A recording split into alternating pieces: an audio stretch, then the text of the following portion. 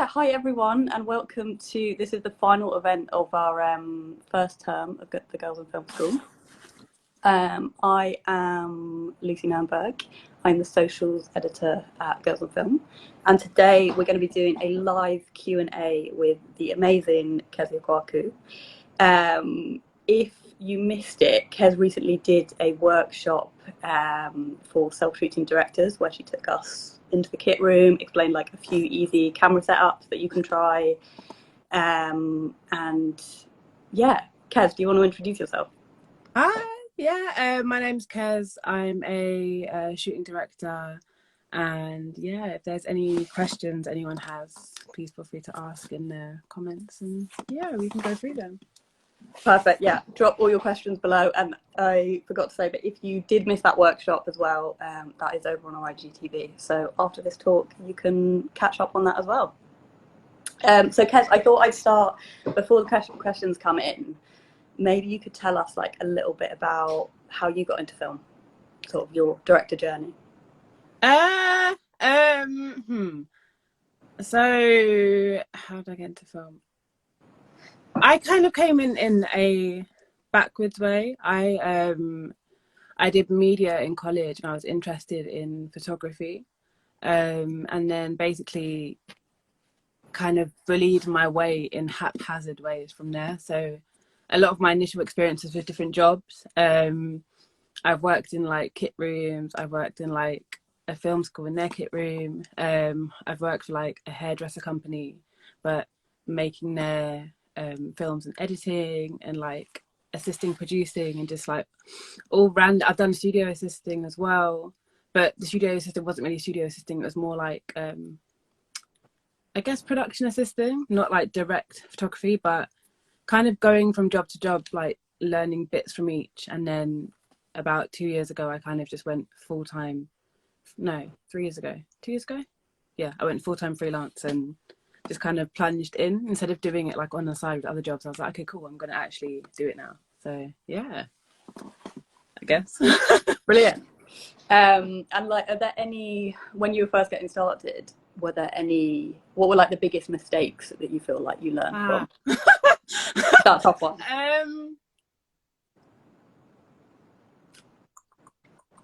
I think not being like honest. I feel like now I'm always really transparent with people about what I know and what I can do. Because like, obviously you're always learning as you go along, but I feel like when I felt like instead of asking questions, I would just kind of sit and hope that it would work itself out or I'd understand it. Usually that's when it would go wrong because I hadn't prepared the person or whoever I was doing it for. And I also wasn't prepared.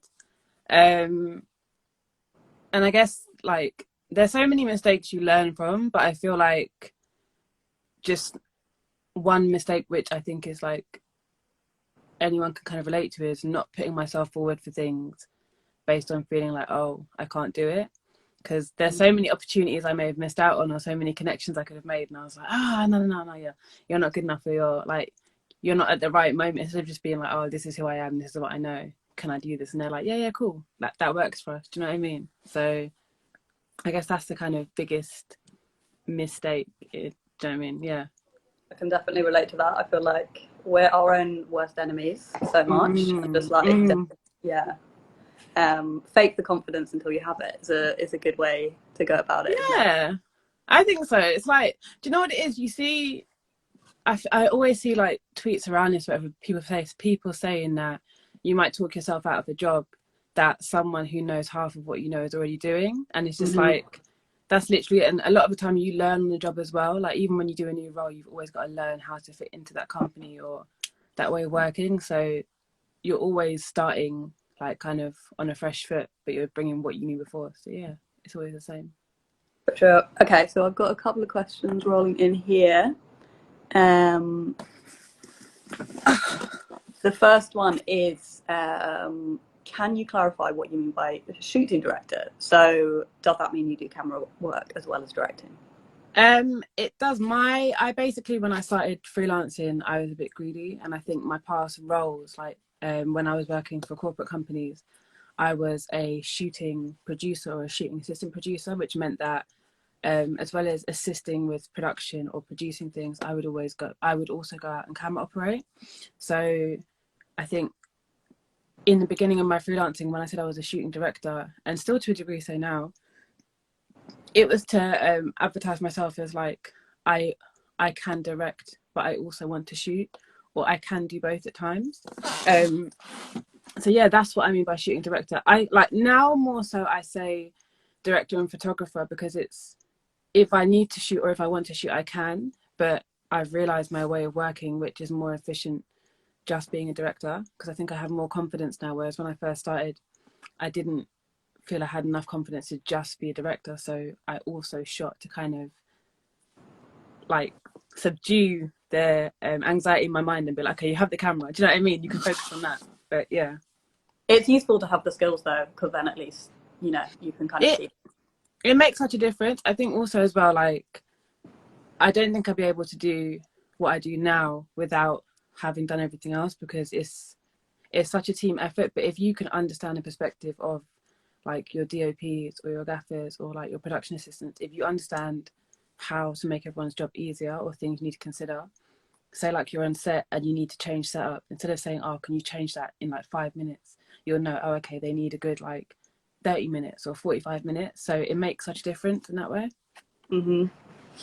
Okay, next question. How did you get your first freelance jobs?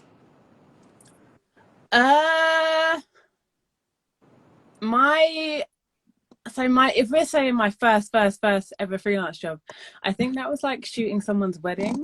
And I can't remember where that came from. I think it was a friend of a friend. But like when I first started freelancing in 2019, my first job was for an agency, and it was doing a behind the scenes series of a behind the scenes series of videos for an agency music video rollout.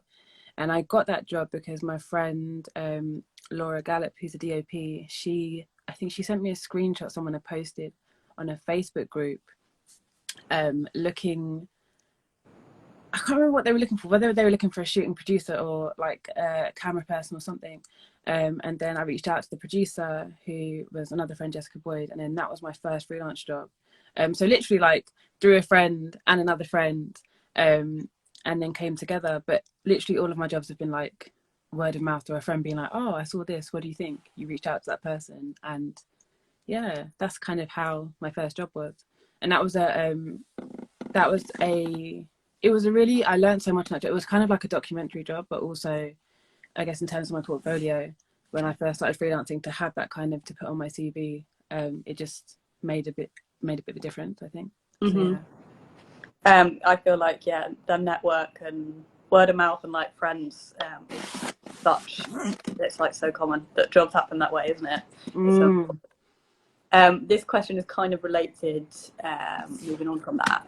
Do you have any advice on basically trying to make a living and surviving as an independent filmmaker?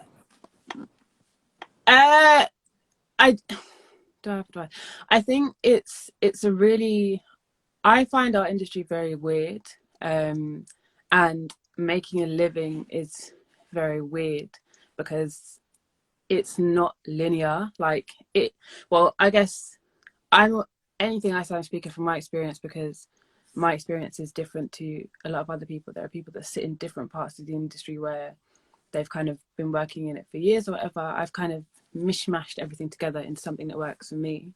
When I first started freelancing, I was doing everything. So I would apply for production assistant because I enjoy like production assisting.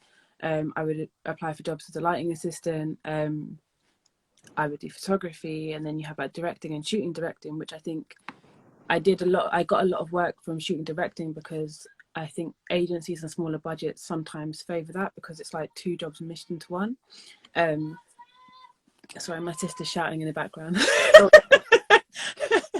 And yeah, so I think doing a mixture of everything helped, and also that helped expand my network, because you meet someone as a photographer one day, and then the next day they might need a videographer and you're like, hey, I'm there. But also, like, to be fully transparent, I think last year or the year before, I had a part-time job for like the latter part of the year because it went quiet and I was like, okay, I need to make money. So I know not everyone likes to do that, but I think for me, in having like, I always think, oh, how do you have a backup?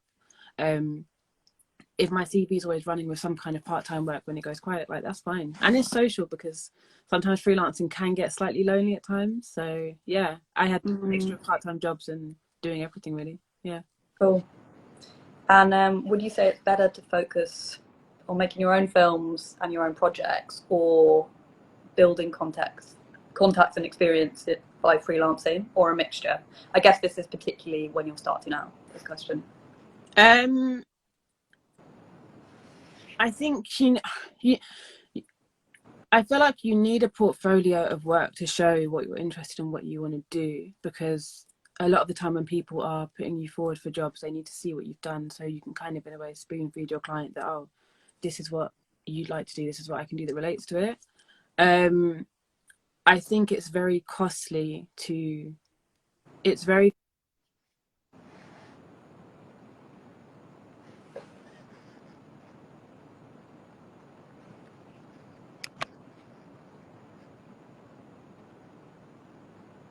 Kev, I've actually lost your sound. can you hear me now? I can hear you now. I don't know if anyone else had that or it was just Oh, me. sorry. My phone said like low power mode because my charger's. Maybe it was just a text. Is everyone back now? Let me just check. All I was saying was, it's kind of you need a mixture of both. I don't know if you can still hear me. I can hear you. You need a portfolio, but then also don't exhaust all your money. Well, I don't know. Someone might have put all of their money and resources into making an amazing film, and that kind of launched their career. So it kind of is each to their own. I feel like you can get work from having a small portfolio thing showing what you're interested in doing. And vice versa, if you really want to have a passion project which you put out, which is like your entrance to the industry as a director or a photographer, that's also fine as well. But I haven't made anything, I haven't released or made like a personal film yet. I think my portfolio came from a lot of corporate stuff, and to be continued when and if that gets made. Excited to see it. Someone's just messaged Kev the Ledge, which we love. I'm purposely ignoring the comments because it gives me anxiety. Okay, fine. Just don't look. I'll tell you what you need to know. One other one that came in through our stories is, if you're doing a self shoot, like, how do you put together a budget? If you'd asked me 2 years ago, I wouldn't have had a clue because I didn't know. I feel like now, I just ask my mates, like, what's your rate for this? And then you kind of get an idea of, as you go on, you need this person for this job. What is their rate for it? Add it together. So that's kind of how I do things now. But then I feel like there's always things that crop up. So you'll have like travel, food, post-production is like the longest part, I feel like, of anything, and people don't really take it into consideration. Like even like buying music or having someone make music, like grading, because it's a lot of that part is as much a back and forth as on the shoot day. So if I don't know what resources there are online, if you have friends who are producers, you can ask them, and like I'm sure there are probably different budgets online, but I would just say, like, if you're making a film or want to make a film, think of who you need on it, and then sometimes just ask those people, like, hey, I have this in mind, what's your rate? And then get a Google spreadsheet and just put it all together, and you'll get like a really clear idea. But everything is very expensive. You think it's cheap, but even if you're not paying for it, someone else is paying for it. So like even if you as your mates are working together for free, like your friend will be covering their own travel, or like, you know, giving 2 days or 4 days of their time, and it's still, yeah, it still costs someone. For sure. Okay, another one is, do you have any advice for an immigrant first AD who doesn't have many friends in the UK? Basically, how to get freelance jobs. My, what do I say? I feel like the creative network, especially online, is very like, well, I'm a DM. I don't have no like, and if someone once told me that it's not professional to DM people just randomly off the bat, but I really don't care. Like, I'll just DM anyone and be like, hey, like, a lot of the people I talk to and I consider my peers now, I've just DM them because I like their work, or you just like connect on Instagram or like Twitter as well. It's a really good place to find people. I think there are loads of groups. So if you're not someone who's confident DMing someone, there's loads of film groups on like Facebook, where you can just chat to people, like school, not schools, colleges and like schools and stuff. They have kind of communal groups as well, and that's where you can kind of network and just make friends with people who like doing like similar things to you. But I would say if there's people whose work you like, DM them, hit them up, say hey, like build a rapport with them, get to know them, like, because even if you like their work, you might actually not like them. I know it sounds bad, but like the people you collaborate with, you just want to like their vibe and get on with them. And you might find that people make amazing work, but sometimes they're not the best or the friendliest people. So just kind of like get an idea of people, get social with them first, and then usually jobs or like bring-ins happen by like, oh, I have this friend who I know is like a first AD, or someone who's really like a really nice person or a first AD, bring them in on this job. And yeah, that's For what sure. it's all Uh, social. I would also say that at Girls in Film, we have our own Facebook group that's called Yeah. GIF Exchange, and that's a really good place to just like ask questions and Yeah, find collaborators. And there are lots of exactly. options online. And literally, any kind of like, I think actually a lot of people that I've met, I guess, in within our industry is through Girls of Film, of like talking to people and like networking. It's just like, if you're worried about DMing someone, like the worst thing that can happen is it goes to that folder where no one actually reads. But then you just comment and you'll be like, I DM'd you, and yeah, it's fine. Love it. Someone has just asked if this will be saved on IGTV, and it will. All of our Girls in Film events are on our IGTV, so you can always watch back. One other question is, how have you navigated yourself in male-dominated set environments, especially when it's toxic? Um, You've had that experience. I not gonna lie, I haven't really had a lot of toxic environments because of I not that I dictate my sets as such, but a lot of, especially when I first started freelancing, I would just work with my friends, and like these are people I've met online or just like peers. Like I'd be like, do you want to come and work on a shoot with me? And we go together. So the vibe was already set then. And I feel like that was really important in the beginning because it made me more comfortable. And then I have been on sets where maybe it is more male dominated or whatever, but usually you just like, usually people that I will go and speak to will be good vibes and it's fine. Or if you do go on a set and you just realize, it's just shitty and toxic, it's that one day and then you go off. So I think this is what I was saying when I was saying I sit in a different part of the industry. It's like I've kind of curated a comfortable space for myself, and like for collaborators as well. But it's that's all you literally can do, like just kind of find your people, and then just every job you have, you bring your crew, or as much as you can you bring new people, and or you set the tone. Like if the producer's saying who would you like to work with, usually I'll just say like just nice people. Like I don't really so much care who they are or if I don't know them, but as long as they're cool and they're friendly, then fine. Do you know what I mean? Yeah. It is so important. Someone's asked like a really a good question that leads on from that. Basically, how do you manage self-care and emotional stuff coming up when you have to be on a shoot? Because obviously production is can be busy and stressful. I'm just gonna say I'm squinting because I can't see, not because I'm angry. Like I genuinely am looking and I'm like, um, I am a serial procrastinator. I schedule in days to lie in bed and do nothing and think about all the things that I have to do, but not actually do them.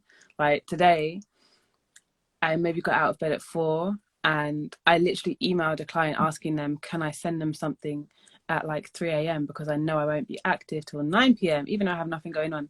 So that's kind of how I've learned to schedule in my self-care. I think I live at home as well now. I've moved back home, and I think that social element of having people kind of bouncing around helps. Because when everything feels a bit mad, I can just like go downstairs and natter to my family and just like be like, oh, okay.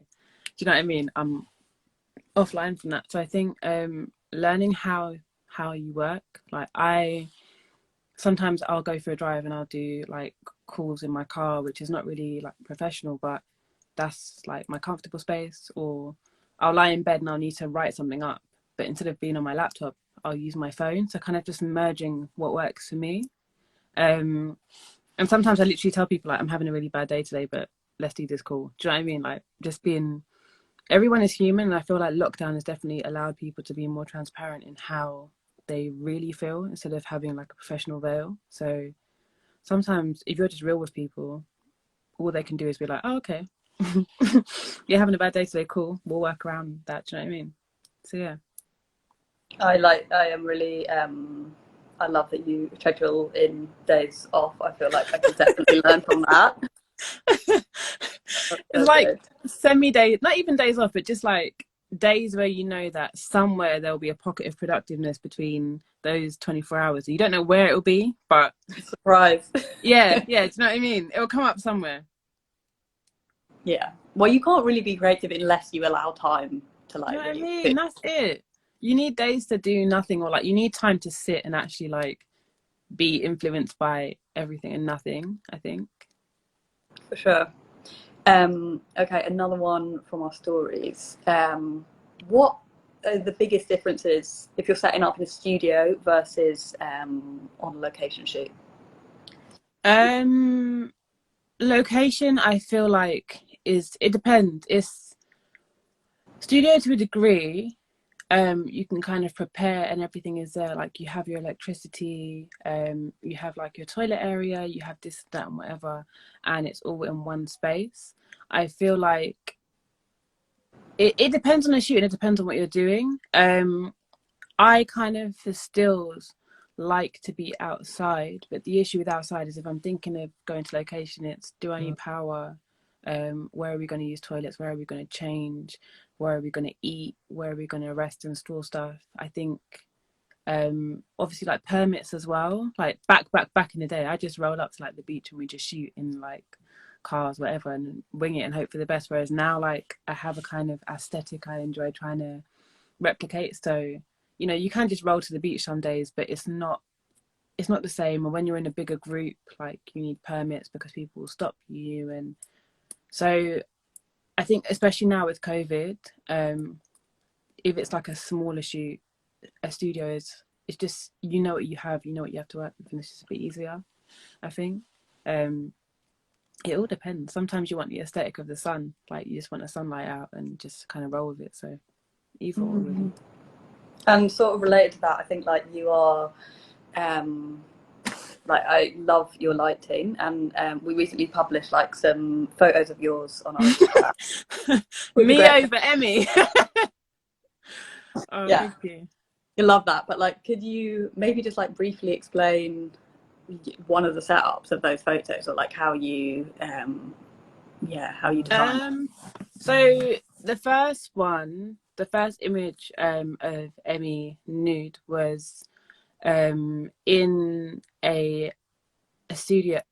I'm gonna say it's in a studio, but it was in a kind of a studio slash meeting room. I have backdrops that I've kind of collected over the years, so I bought one of those backdrops and we put it up. The room is a room that you can make private, so we could lock the door so no one could come in. That was kind of a very informal shoot in a sense of it was myself, the model, and my friend who's amazing, makeup artist, photographer Jasmine Hughes, and also the model's friend, just us three like chilling and like, okay, this is kind of what we want to do. And then I had, so if the model's here, I had two, oh, what lights do I have? I think I had two 2K tungsten heads behind a silk frame. And I was shooting film, so it was like 400 ISO, and I think I was shooting 5.6. because it wasn't, even though it was directional, there wasn't like a great deal of light. So that was kind of that setup. I think I've realized though that I don't really like direct light. I kind of like soft light, and to have soft light you need more light, so you need more people to help you manage the lights, and it's just, yeah, every kind of lighting setup is different, but just kind of like one big source. Usually I'll like kind of just framing the model and then something bouncing on the side, or not just like light from everywhere. It depends for each person. I'm learning every shoot, and also just like when you collaborate with DOPs and like gaffers and stuff, you see people doing lighting in different ways, and you're like, oh, okay, cool, I'm gonna try that on the next shoot and see what happens. So yeah, Each is learning. yeah. And someone has asked, do you find it can be tricky to differentiate your role from DOPs or producers? In the sense of like splitting out, do you mean in terms of like being a director and not micromanaging or creeping onto people, like in that way? Or I think imagine it's just sort of, establishing the boundaries between what you do as a director versus I think it's important to let people do their job. So I hate being micromanaged. I love collaboration, but I hate being micromanaged, and I think that's always something I try and remember. Like, it's not my place to tell anyone how to do their job, but I can tell someone how I enjoy working and the things I need. So if I know that as a director, I would like to be there on the recce to talk to the DOP and the gaffer, or I know as a director that I don't want to be sitting over the editor's shoulder like saying, do this, do this, do this. However, I would love to kind of have a rapport and feedback with them. I'll kind of say that to the producer so they can tell me if that works and how to figure it in. But then also asking the editor or asking the DOP, like, how do you like to work? What do you need? Do you want a shot list from me, or do you want to kind of respond to me with a shot list or like a feel? So if that's what that question means, that's kind of how I do. It's like I really enjoy collaboration. So for me, it's like you have to respect the people you're working with and understand how they work and find the best ways to work with everyone. So, but the insight I have from like producing or directing helps, because I keep that in mind when I'm talking with them, to just try and be more understanding, I guess. Yeah, understand. Okay, we are nearly out of time, so send in any. We can maybe take one more question if it comes in. But meanwhile, do you have like, is there any other like biggest piece of advice that you would give to someone who wants to do what you do? Stop second guessing your. Don't second guess yourself. Don't put yourself on a pedestal. I think treat yourself like a human. Like it's very okay to ask questions and say when you don't understand things, and like say what you want as well. Like if someone's asking you to do something and it's something that you don't feel comfortable with or you don't want to do, just be like, do you know what, it's not for me, or that's not working, what can we do differently? And more often than not, if you have a logical thought in your mind of something you feel should be in place or you deserve, or you're not seeing something, or you've been sent something which is a little bit, you're not really into it, I think if you literally just say, I'm not into it because of this reason, can you like verify that or explain it? Even with like legal contracty stuff, more often than not people have to come back to you and be like, oh yes, actually this, or verify it and make it make sense. So like just treat yourself like a human and empower yourself in what you think, like everything you think is valid. And yeah, that's probably the biggest, most waffly piece of advice. Not waffly, I love it. It's so important. Okay, final question has just come in. What are your tools for time management? Procrastination. No, I'm joking. Time management in the sense of my life. I use Google Calendar. Like my Google Calendar is color coded. Like purple means I have a meeting, red means I have a shoot, Yellow means I have to go and work out or something. I don't work out, but let's pretend we do. Yellow's workout. Green is birthdays. Like blue is just reminders. Like Google Calendar has everything. I use my to-do list on my phone like excessively, and when I tick something off, I get rid of it. But mostly like calendars. Like calendars are, I put everything in there because then you can see how much you have coming on in a day.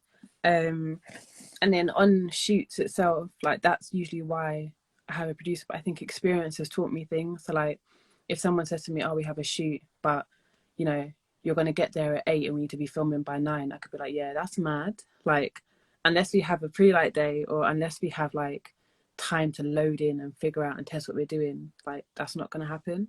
So just having that communication to be like, actually that won't work, but this will work. And I micro time everything, I think, on shoots. Like even say we have 2 setups, but I know in between those 2 half-hour slots, whatever, I need to go pee in the middle. I'll like schedule in, okay, cool, it's going to take me 5 minutes to walk to the toilet and 5 minutes to walk back and then sit. Do you know what I mean? So everything is micro accounted for, I think. Yeah. I love that insight into your brain. I'm gonna like color coordinate my life tomorrow. Do it. It's so help. good. It makes such a difference. Like if you're a visual person, it's just, at least if you look at your calendar, you're like, oh, okay, I have one red thing this month, so that's one shoot. Do you know what I mean? It's really easy. Yeah. Cool. Well, thank you. Thanks so much, Kez. I think that was super interesting and informative. And thank you all for joining and for being part of our first term of Girls in Film School. And I will be saving this to our IGTV later, and you can watch back all the talks. And do check out Kez's brilliant workshop with like a kit masterclass. Not gonna lie, I haven't watched it because I'm so scared of looking at myself. Even when we were doing this live, I've like positioned my laptop over the bottom half so I don't have to see it. I love no, thank you for having me, man. It's been so good. Appreciate cool. Thank you. Bye, Kez. Bye. Bye. I don't even know how to log off. Oh my god. Okay.